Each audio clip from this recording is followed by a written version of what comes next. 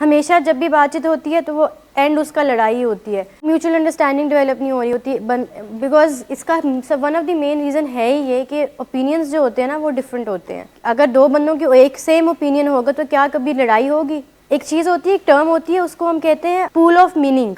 Pool of meaning कुछ समझ में आता है इसे वर्ड से कि क्या मतलब है इसका? अच्छा, इसकी एग्जाम्पल हम इस तरह से समझ लेते हैं, जैसे एक पार्लियामेंट होता है, वहाँ पे डिफरेंट लोग बैठे होते हैं डिफरेंट पार्टीज़ के, हर बंदे के पास 5 मिनट या 2 मिनट उसको दिए जाते हैं अपनी राय देने के। ऐसा ही है, हर बंदे को टाइम मिलता है कि वो अपना, अब स्पीकर जो है वो अब उनको कहते हैं कि अब आप बोलें, जज जो है वो उनको कहता है अब आपका टाइम है, अब आप बोलें, अब आप अपनी राय पेश करें। फिर एक और बंदे को कहता है कि अब आपका टाइम खत्म हो गया, अब आप अपनी राय पेश करें। ऐसा ही होता है ना पार्लियामेंट में। पूल ऑफ मीनिंग बेसिकली हमें ये कहता है कि एक पूल है और हम सब ने उसमें अपने मीनिंग्स ऐड करने हैं। जैसे ये यहाँ पे एक पूरा पूल है, लोगों का एक पूल है, ठीक है, इस तरह से आपने समझना है। यहाँ पे जितने भी लोग हैं इस टाइम पे सबके ओपिनियंस किसी एक बात पे डिफरेंट होंगे। एडिक्शन के इलाज को ले लेते हैं, एडिक्शन ट्रीटमेंट को हम अगर डिस्कस करना शुरू करें, ये जितना भी पूल है यहाँ पे लोगों का, इन सब के ओपिनियंस डिफरेंट होंगे। पूल ऑफ मीनिंग हमें ये कहता है कि इन सब लोगों को मौका दिया जाए बात करने का। मतलब आप सब अपनी अपनी बातचीत जो है वो अपना पॉइंट ज़रूर रेस करें इस पूल में, फिर ही वो एक बड़ा पूल बनेगा। उसमें से एक चीज़ म्यूचुअल डिसीजन के साथ हम बाहर निकालेंगे, उसको एक्सट्रैक्ट करेंगे। उसका मेन जो वजह होती है वो ये होती है कि आप मेजॉरिटी की बेस पे डिसीजन लेते हैं। ऐसा ही होता है, जैसे पार्लियामेंट की एग्जांपल मैं फिर दूंगी कि हर बंदा अपना अपना ओपिनियन देता है और फिर उसके बाद स्पीकर जज के ऊपर ये होता है कि उसने क्या फ़ैसला करना है, और वो सबकी राय को मद्देनज़र रखते हुए एक फ़ैसला करते हैं। जिसमें समझाने के लिए इस चीज़ की एग्जाम्पल दे रही हूँ कि वहाँ पर जब ऐसे होता है, इसके अलावा वोट की बात ले लेते हैं कि हम बेशक गवर्नमेंट जैसे मर्जी होती है, हमारे ख़िलाफ़ हर चीज़ हो रही है, हमारी मर्ज़ी की कोई बात नहीं हो रही है, हर चीज़ जो है वो अपनी मर्ज़ी करे, महंगाई बहुत हो गई, वॉट एवर 100 रीज़न्स है, लेकिन हम सबको हक मिला था वोट देने का। हम सबको अपना मीनिंग उस पूल में ऐड करने को मिला था। अब समझा पाई ये बात कि इसको कहते हैं पूल ऑफ मीनिंग। तो पूल ऑफ मीनिंग पे जब हम सब अपने अपने ओपिनियंस शेयर करते हैं ना, उसके बाद फिर हम ये डिसाइड करते हैं कि अब इतने सारे ओपिनियंस आ गए हैं, इनमें से हमने एक ओपिनियन निकालना है और उसके ऊपर हमने वर्क करना है। तो ये एक पूल ऑफ मीनिंग, एक क्रूशियल कॉन्वर्सेशन का कॉन्सेप्ट होता है जो बड़ा हेल्पफुल होता है।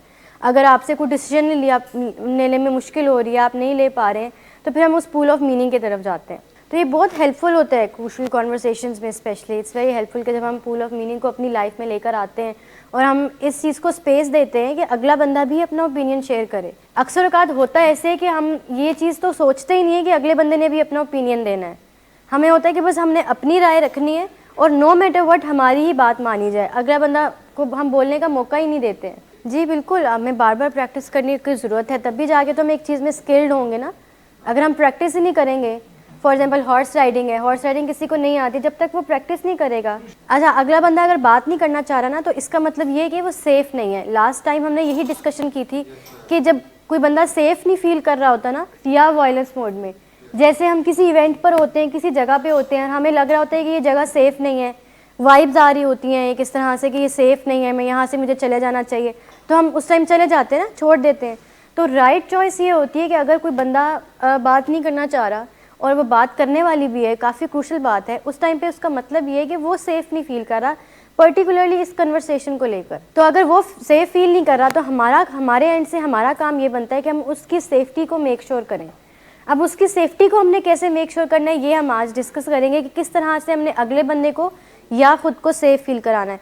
और लॉट ऑफ टाइम्स ऐसा भी तो हो सकता है कि आप ही सेफ़ ना फील कर रहे हो। अगर कोई बंदा बात ही ना करे और वो इस जोन में ही ना हो कि वो बात करे, तो फिर वो कैसे कन्वर्सेशन बिल्ड करे। तो इसका मतलब ये है कि जो बंदा बात करना ही नहीं चाह रहा, इसका मतलब कि वो सेफ़ नहीं फील कर रहा बात करना। वो उसको लगता है, या काफ़ी डाउट्स हैं उनके अंदर कि अगर मैं बात करूँगा तो क्या से क्या हो जाएगा। काफ़ी अजम्पशंस उन्होंने अपने अंदर ही बहुत सारी बनाई होती हैं। फॉर एग्जाम्पल, आप अपने पेरेंट्स से या किसी से भी बातचीत करते हैं, ठीक है, आप उनसे एक वाकई में एक सीरियस बात के ऊपर या सीरियस टॉपिक के ऊपर बात करना चाह रहे हैं, लेकिन जैसे ही आपने बात स्टार्ट की तो उन्होंने आगे से थोड़ा सा रूड हो गए वो, या उनका लहजा चेंज हो गया, या उन्होंने बिल्कुल ही बोलना छोड़ दिया, या उन्होंने आपसे आपको टॉन्ट्स करना शुरू हो गए, या उल्टा आप ही के ऊपर बात डाल दी। ये सब बातें वो हैं जिसका मतलब ये है कि अगला बंदा सेफ़ नहीं फील कर रहा अभी इस टाइम पे, राइट एट दैट मोमेंट ये बात करना। तो जब ऐसे सिचुएशन हो ना, तो उस टाइम के लिए हमें उस कन्वर्सेशन से निकल आना चाहिए। सेफ़ एग्जिट जिसे कहते हैं कि हमें वो बात ख़त्म कर देनी चाहिए। लेकिन सेफ़ एग्जिट का हरगिज़ मतलब ये नहीं कि हम दोबारा उसमें एंटर ही ना हो। एंटर हमने होना है दोबारा उसमें, लेकिन अपनी पूरी तैयारी के साथ। इस टाइम जब हम दोबारा उस कन्वर्सेशन में एंटर होंगे ना, तो हमें पता होगा कि हमने अगले बंदे की सेफ्टी को मेक श्योर कैसे करना है, उनकी सेफ्टी को रिस्टोर कैसे करना है। अगर वो साइलेंस में जा रहे हैं तो उनकी साइलेंस को ब्रेक कैसे करना है, अगर वो वायलेंस में जा रहे हैं तो उनकी वायलेंस को ब्रेक कैसे करना है। ये सब चीज़ें अगर हमें पता होती है ना, तो फिर हमारे लिए आसान हो जाता है दोबारा कन्वर्सेशन में एंटर होना। आप भी समटाइम्स ऐसा हो सकता है कि सेफ़ ना फील कर रहे हो। जैसे फैमिली आपसे मीटिंग में बात करती है आपकी आउटडोर लाइफ के बारे में कि सिगरेट नहीं पीना और स्टैंड्स फॉलो करने, उस टाइम पे आप बात चेंज कर देते हैं, आप कहेंगे बाहर आके देखेंगे। बाहर आके देखेंगे is a sentence which means कि आप या तो साइलेंस में या वॉयलेंस में। अब ये जो सेंटेंस है कि बाहर आके देखेंगे, आपने मुझे बताना है कि ये किसकी पिक्चर है, साइलेंस की या वॉयलेंस? साइलेंस की है। वॉयलेंस की कैसे? बाहर जाके देखेंगे मतलब आप उनको ये शो करा रहे हैं कि अभी छोड़ दो इसके ऊपर बात करना, बात की बाद में देखेंगे। तो it's form of a silence कि आप चुप हैं बिल्कुल, आप जो असल बात है उसके ऊपर बात कर ही नहीं रहे, उस पर कन्फ्रंट कर ही नहीं रहे। बिल्कुल हो सकती है ऑब्वियसली, अगर बात और बिगड़ जाए या अगर नेक्स्ट पार्टी जो है फॉर एग्जांपल पेरेंट्स हैं, वो अगर बार बार कंटिन्यूसली बैक टू बैक इसके ऊपर बात करें और यही कहेंगे नहीं नहीं तुमने बाहर आके नहीं पीना, ये है वो, तो अगला बंदा फिर वॉयलेंस की तरफ भी जा सकता है, वो गुस्से में भी आ सकता है। पर्टिकुलरली ये जो सेंटेंस है कि बाहर जाके देखेंगे, ये एक साइलेंस की फॉर्म है। तो जब फैमिली आपसे ये बात कर रही होती है और आप आगे से उनको ये जवाब दे रहे होते हैं ना, दैट मीन्स कि आप वो कन्वर्सेशन को कंटिन्यू नहीं करना चाह रहे हैं, आप चाह ही नहीं रहे कि आप इस टॉपिक के ऊपर बात करें। क्यों? क्योंकि आपकी सेफ्टी आप मेक श्योर नहीं है, you are feeling very unsafe with your parents to talk about this. तो ये कुछ ऐसे ऐसे पॉइंट्स होते हैं जिसमें हमें डिस्कस कर लेना चाहिए या हमें बता देना चाहिए अपनी फैमिली को कि इस टाइम पे मैं सेफ़ फील नहीं कर रहा या अभी इस बारे में बात नहीं करनी चाहिए। अगर आप असर्टिवली अच्छे तरीके से उनको ये बात बता देंगे तो क्या इसमें कोई बुराई है? अगर एक बंदा खुद ही सेफ़ फील ना कर रहा हो, जैसे मैंने अभी बताया कि ये सेंटेंस कह देना कि बाद में देखेंगे, इसका मतलब ये है कि आप सेफ़ नहीं फील कर रहे इस टॉपिक के ऊपर बात करना, बल्कि ये क्रूशल बात है, लेकिन आपकी भी सेफ्टी इंश्योर नहीं है। तो इस टाइम पे आप एट दैट राइट मोमेंट आप उनसे कह देंगे कि अभी I am not ready for this conversation. तो कुछ बाद में मैं इस बारे में सोचूंगा ज़रूर, फिर बाद में हम इसके ऊपर बात करेंगे। देखिए, आप जब ऑनेस्ट होते हैं ना, और ऑनेस्टी और ट्रांसपेरेंसी आपके बिहेवियर और आपके एक्शन से नज़र आ रही होती है, कभी भी दिन नहीं बढ़ते अगर आप ऑनेस्ट होते हैं। बट डीप डाउन आप ऑनेस्ट नहीं होते हो, ये चीज़ आपको भी पता है इस चीज़ के बारे में। अपने इलाज को लेकर सीरियस हो जाना, अपने इलाज को लेकर ऑनेस्ट हो जाना, इसके ऊपर एडमिट कर लेना कि इलाज की ज़रूरत है। देखिए, जब वो ऑनेस्टली बताएंगे तो ही हम मसले की हल की तरफ जाएंगे ना। हल तो और भी हो सकते हैं, लेकिन आप लोगों की थिंकिंग वहाँ पे स्टक है कि दिन भर जाएंगे। देखिए, अगर तो कोई आउटडोर है और उसने ऑनेस्टली आके अपने काउंसलर से ये बात शेयर की है, तो आपको क्या लगता है कि वो इंडोर्स हो जाएंगे? ऐसा नहीं होगा। देखिए, जब कोई आके ऑनेस्टली अपनी चीज़ को शेयर करता है ना, दैट मीन्स कि he is crying for help. पहले दिन ही बता देने पे इंडोर्स नहीं करते, हम टाइम देते हैं एटलीस्ट 1 हफ्ते का। जब हमें पता चल जाता है कि someone is smoking in outdoors, उनको 1 हफ्ता या 2 वीक्स हम ऑब्जर्व करते हैं, देखते हैं, उन्हें टाइम दिया जाता है, उन्हें स्पेस दी जाती है कि शायद चीज़ें ठीक हो जाएँ। जब वो काउंसलर से मिलते हैं उन्हें बताया जाता है। देखिए, डायलॉग की भी आगे से फॉर्म्स होती है ना। अगर आप हेल्दी डायलॉग कर रहे हैं तो आई एम श्योर कोई ज़रूरत नहीं है आपको इंडोर्स करने की। बट अगर आप अनहेल्दी डायलॉग की तरफ जा रहे हैं, चीप शॉट्स की तरफ जा रहे हैं या वायलेंस की तरफ जा रहे हैं, जिससे नज़र आ रहा है, ऑब्वियस हो रहा है कि मसले कितने बढ़ रहे हैं, तो फिर उसके लिए इसका मतलब ये होता है कि you are actually crying for help. आप डीप डाउन ये कहना चाह रहे हैं कि मुझे मदद की ज़रूरत है, बट आपकी ईगो कहीं ना कहीं आ जाती है जो कि आपको स्टॉप कर देती है इस चीज़ को एडमिट करने पर कि मुझे इलाज की ज़रूरत नहीं है या मुझे मदद की ज़रूरत नहीं है। ये बहुत बड़ा फैक्टर होता है जो हमें रोकता है, जो हमारा डिनाइल नहीं टूटने देता, जो हमें ये कह रहा होता है कि हमें तो ज़रूरत नहीं है किसी की भी मदद की, लेकिन हमें बहुत ज़रूरत होती है। A part of us is always saying us कि हमें मदद की ज़रूरत है। ऐसा ही है, मतलब एक हमारे माइंड का एक आधा पार्ट हमें कह रहा होता है कि हमें हेल्प ले लेनी चाहिए या आई शुड सीक हेल्प या मुझे इलाज की तरफ चले जाना चाहिए। But then another part comes over और वो कहता है कि नहीं, मैं खुद से मैनेज कर लूँगा, अपने मसले मसाइल खुद हैंडल कर लूँगा, आई एम कैपेबल इनफ। तो वो चीज़ जब आपके ऊपर हावी हो जाती है ना, तो फिर आपको वो हेल्प की तरफ लेकर जाने नहीं देती है। But still you are not saying it clearly कि मुझे सपोर्ट की ज़रूरत है। यू लाइक आपके बिहेवियर्स, आपके एक्शंस ऐसे थे, और वो एक्शंस क्या आते हैं? गुस्से में आ जाना, बदतमीज़ी करना।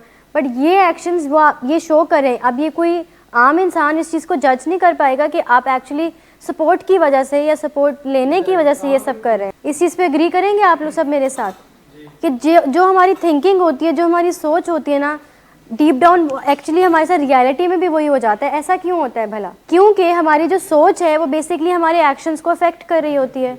जैसा हम सोचेंगे हम एक्ट भी वैसा करेंगे। फॉर एग्जाम्पल, मुझे भूख लगी है, तो भूख, अगर मैंने इस सोच को सेटिस्फाई करना है तो मैं इसके लिए क्या एक्ट करूँगी कि किचन की तरफ जाऊँगी, खाने के लिए कुछ ढूंढूंगी, ये मेरा एक्शन होगा। बट अगर मेरी सोच ये होगी कि अभी मेरा पेट फुल है, आई एम फुल और मुझे भूख नहीं है, तो मेरा एक्शन किसी और तरफ चला जाएगा। तो हमारी सोचें, हमारी थॉट्स और हमारे एक्शंस हमेशा एक कोऑर्डिनेशन में होते हैं। तो जैसा हम सोचते हैं ना, फिर ऑटोमेटिकली हम वैसा ही बिहेव करना शुरू कर देते हैं, हमारे एक्शंस भी वैसे होने शुरू हो जाते हैं। तो अगर आप ये सोच रहे हैं कि पता नहीं आगे जाके चीज़ें कैसे होंगी, ठीक रहेंगी कि नहीं रहेंगी, फादर वापस पुराने पैटर्न्स पे ना चले जाएं, तो होगा क्या कि अब आके आप उनके वो एक्शंस देख रहे होंगे या उनकी वो बातें देख रहे होंगे जो आपको पास्ट की याद दिलाएंगी। तो फिर अल्टीमेटली आपको लगना शुरू ये हो जाएगा कि वो अपने वापस पुराने पैटर्न्स के ऊपर आ गए हैं। छोटी सी भी कोई वो बात ऐसी करेंगे ना जो उन्होंने पास्ट में की होगी, तो इंस्टेड ऑफ ये देखना कि वो अब कितना जो है, आप उनकी उन बात के ऊपर फोकस रख देंगे सारा। तो इस तरह से कभी भी चीज़ों को नहीं लेकर नहीं चलना चाहिए कि पता नहीं आगे क्या होगा। इसी मतलब जैसे ये डिनाइल पैटर्न भी यही है ना कि रिकवरी बाय फियर, कि हम यही सोच के साथ डर रहे होते हैं कि अगर मैंने ड्रग्स कर लिए तो पता नहीं क्या होगा, इंडोर्स हो जाऊंगा, फैमिली का ट्रस्ट टूट जाएगा। तो जब हम ये सोच रहे होते हैं अनकॉन्शियसली या सबकॉन्शियसली, तो हमारे एक्शंस भी वैसे होने शुरू हो जाते हैं और फिर अल्टीमेटली हमारे वो वाले एक्शंस हमें लीड कर देते हैं टुवर्ड्स रिलैप्स। तो इन चीज़ों के साथ डॉट्स कनेक्ट करना और इन चीज़ों को समझना बहुत ज़रूरी है।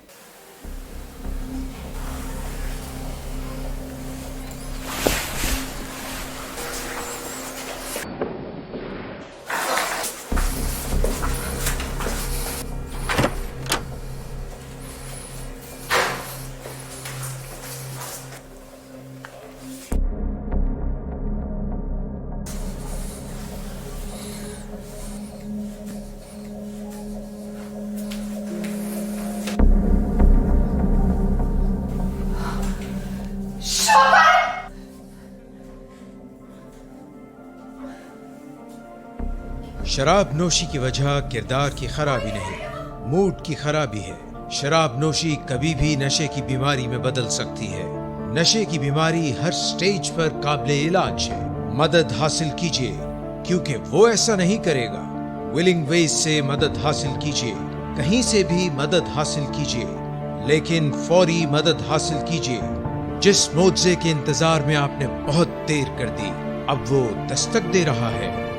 मदद हासिल कीजिए, मदद हासिल कीजिए, मदद हासिल कीजिए।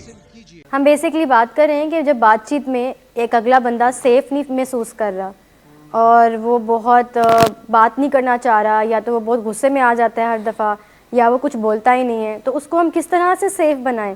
एक सेफ़ इन्वायरमेंट प्रोवाइड करें कि वो अपनी बातचीत कर सकें, अपना ओपिनियन दे सकें, अपनी राय का इजहार कर सकें। अगर मैं आपकी हेल्प कर पाऊँ ना, तो इसमें आप ये कर सकते हैं कि एग्जैक्टली आप उनसे ऑनेस्टी के साथ ये चीज़ शेयर करें कि मैंने आज तक ये बात ना नहीं सुनी, एंड आई नो आपको ये बात करते हुए आपको आई एम श्योर बुरा लग रहा होगा, बट मैं आप तक ये अपना मैसेज पहुंचाना चाहता हूँ कि जो बात मेरे दिल में है, और वो बात ये है कि मैंने आज तक कभी ना नहीं सुनी, तो मेरा ये पैटर्न बना हुआ है। तो अब जब मुझे ना सुनने को मिली, तो मेरे लिए मुश्किल हो रहा है चीज़ों को थोड़ा वॉइस आउट करना। तो इसमें I need your help as well. मैं चाहूँगा कि आप भी मेरी मदद करें, मुझे हेल्प करने की कोशिश करें कि किस तरह चीज़ों को ठीक करना है। मतलब जब आप वॉइस आउट कर देते हैं ना चीज़ों को, तो चीज़ें बहुत आसान हो जाती हैं।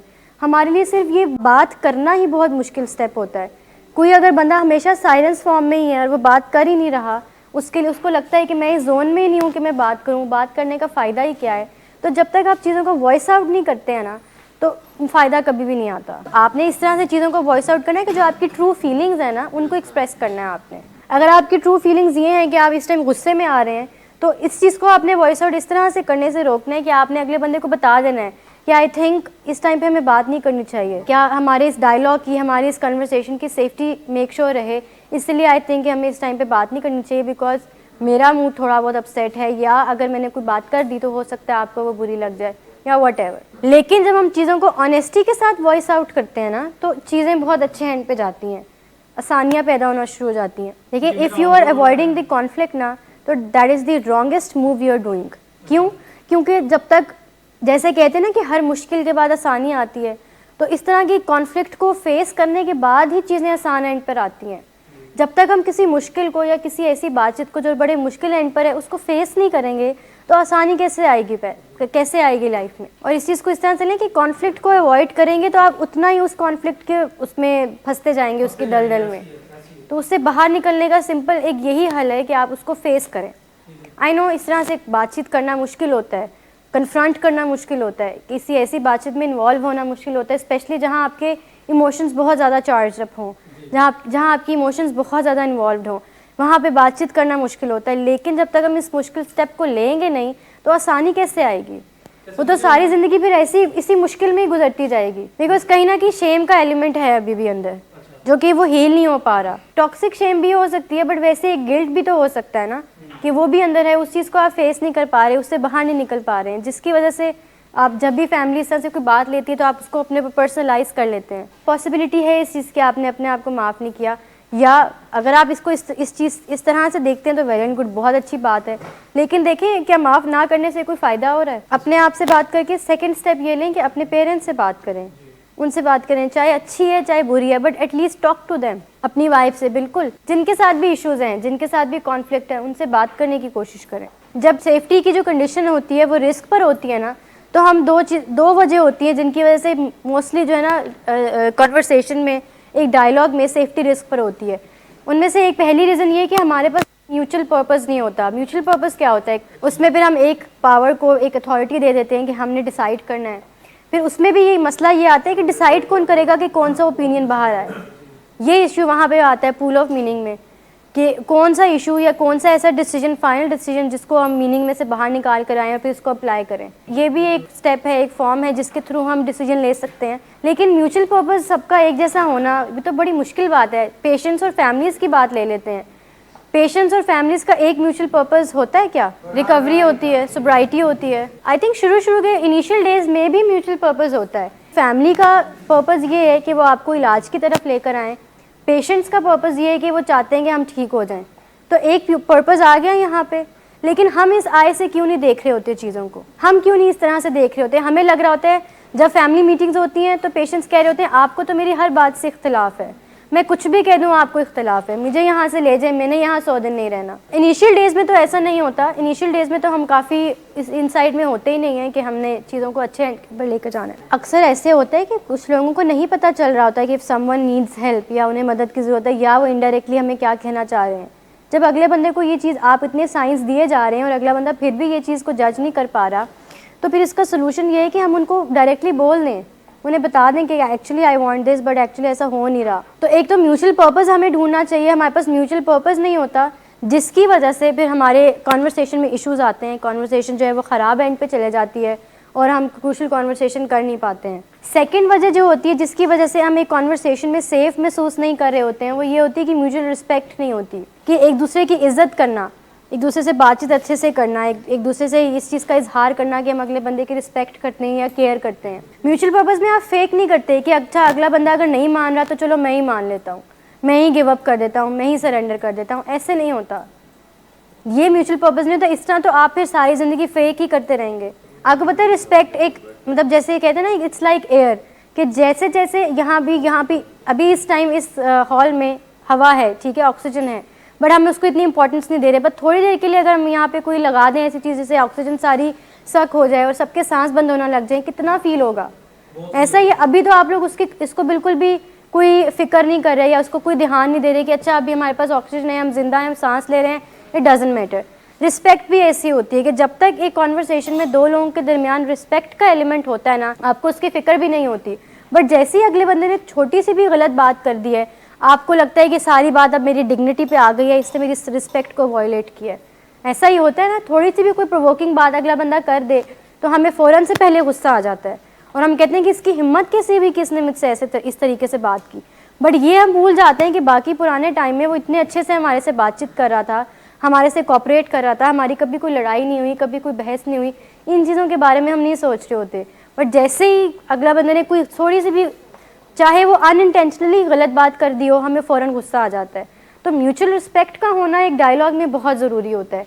इसको कैसे में इंश्योर किया जाए कि ये डायलॉग में हमारे रहे, इसका सिंपल एक हम सोल्यूशन ये होता है कि आप अपने आप से पूछते हो, अपने आप से ये क्वेश्चन करते हो कि क्या अगले बंदा ये जानता है कि मैं उसकी इज्जत करता हूँ। आप you ask this question from your self, आप खुद से ये सवाल करते हैं। अगर आपके पास इसका जवाब नहीं है, that means you need to ask that means कि maybe the other person is at risk, maybe उनकी सेफ्टी एट रिस्क हो। हम खुद से ये सवाल करते हैं कि पहले कि क्या मैं अगले बंदे की रिस्पेक्ट करता हूँ जिससे मैंने बातचीत करनी है। आप कहते हैं येस मैं करता हूँ। सेकंड, आप ये पूछते हैं क्या अगले बंदे को पता है कि मैं उसकी रिस्पेक्ट करता हूँ। मतलब आपके लिए ये श्योरिटी लेना ज़रूरी है ना, मतलब आपको पता होना चाहिए कि अगले बंदे की क्या इंटेंशंस हैं या अगला बंदा चाह क्या रहा है आपसे, उसकी नीयत पता हो आपको। देखिए मैंने तो ये कहा ही नहीं कि गुस्सा आता ही नहीं है, गुस्सा तो आएगा, ये नेचुरल बात है, इट्स अंडरस्टूड। एक इमोशन है, उसने तो आना है, उसको हम स्टॉप नहीं कर सकते। But what we can do is कि we can manage how to, हमने उस एग्रेशन को निकालना कैसे है, ये तो हम चीज़ को मैनेज कर सकते हैं ना।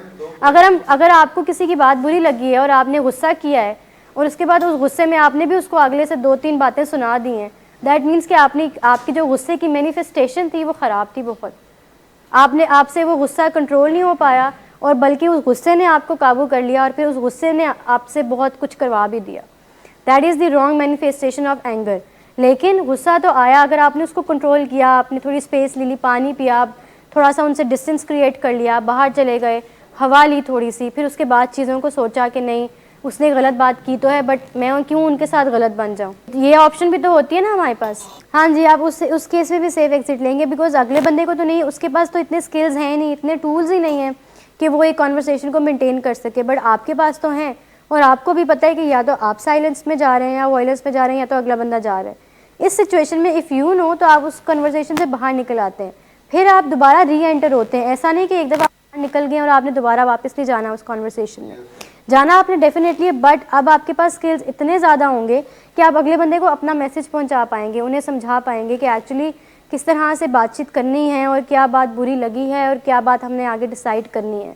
आप अपने आप को और प्रिपेयर करते हैं और आप मेक श्योर करते हैं कि या तो आप साइलेंस या वॉयलेंस से बाहर निकलें या तो अगला बंदा साइलेंस या वॉयलेंस से बाहर निकले, जिसकी एक टिप ये है कि आप म्यूचुअल पर्पस ढूंढते हैं। इस टाइम बॉल जो है वो आपके हाथ में, आपने फैमिली का ट्रस्ट वापस लेकर आना है। अगर आप पहले दिन ही आपको परमिशन मिली है बाहर जाने की और पहले दिन ही आप इतना लेट आए हैं तो ये तो एक रेड फ्लैग है मेरी नज़र में। देखिए एक्सक्यूजेस तो हमारे पास बहुत सारे होते हैं और वो हमेशा होते हैं। आपको इस चीज़ का ध्यान रखना है माइंड में कि अभी आप अर्ली रिकवरी स्टेज में हैं और अभी इस तरह से बाहर जाना अकेले पहले तो मुनासिब नहीं है, तो फिर इसका मतलब ये बहुत ज़्यादा ही आपने एक ज़रा छूट सी मिल गई है, ये तो मतलब नहीं है ना कि आप अपनी 15 मिनट का कहकर आप घंटे बाद आए। आपने सिर्फ अपने करने वाले काम करने वाला काम आपका ये था कि आप उनसे माफ़ी मांगते एट फर्स्ट, जो कि आपने नहीं मांगी, जिससे चीज़ें और ज़्यादा एग्जैजरेट हो गई। सॉरी कह देने से आपकी पर्सनल स्पेस ब्रीच हो रही है। देखिए मौका ढूंढना, मैं वही तो आपको कह रही हूँ, मौका ढूंढना आपके हाथ में है। आपने देखना है कब राइट मोमेंट है बात करने की। अगर वो उन्होंने आते साथ ही आपको बोला है, बातें की हैं,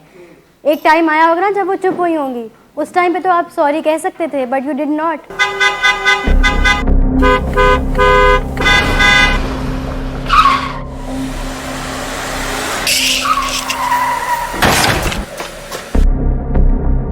घटिया इंसान, इतनी देर से गेट क्यों खोला? सोए हुए थे तुम क्या? सर मैंने तो मिनट भी बकवास ना कर तुम मेरे साथ। क्या कर रहे हैं आप?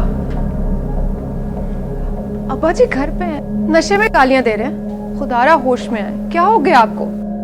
होश में कैसे आऊं? सारा किया धरा इन्हीं का तो है। शराब नोशी की वजह किरदार की खराबी नहीं, मूड की खराबी है। शराब नोशी कभी भी नशे की बीमारी में बदल सकती है। नशे की बीमारी हर स्टेज पर काबिले इलाज है। मदद हासिल कीजिए, क्योंकि वो ऐसा नहीं करेगा। विलिंग वेज से मदद हासिल कीजिए, कहीं से भी मदद हासिल कीजिए, लेकिन फौरी मदद हासिल कीजिए। जिस मुआवजे के इंतजार में आपने बहुत देर कर दी, अब वो दस्तक दे रहा है। मदद हासिल कीजिए, मदद हासिल कीजिए, मदद हासिल कीजिए।